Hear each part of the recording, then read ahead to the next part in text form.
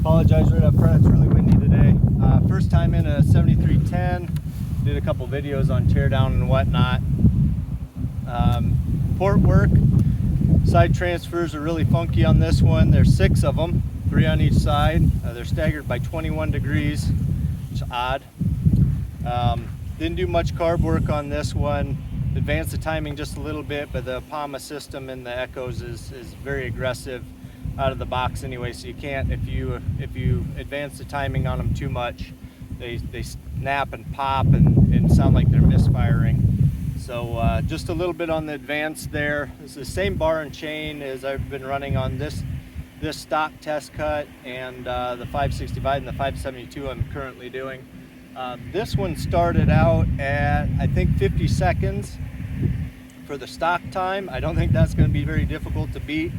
The 565 stock was around 42 seconds. I got that down to 33 seconds. So 33 seconds is the time we're shooting for this one to be competitive with a ported 565, at least from me. So corrected all the throttle response issues that they have stock. Thing is pretty lightning quick now. Good compression. We'll see how she runs. Good job, bub.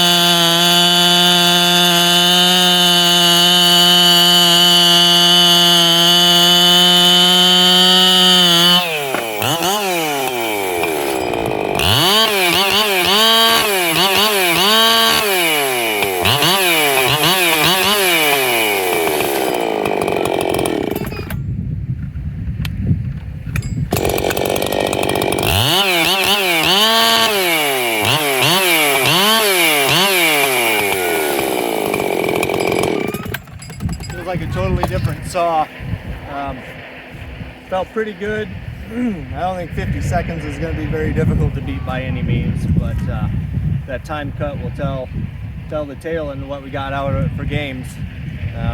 This will probably be only the first of many times I'm going to go into one of these, so I might find a trick or two from here on out, but for a first attempt it felt good.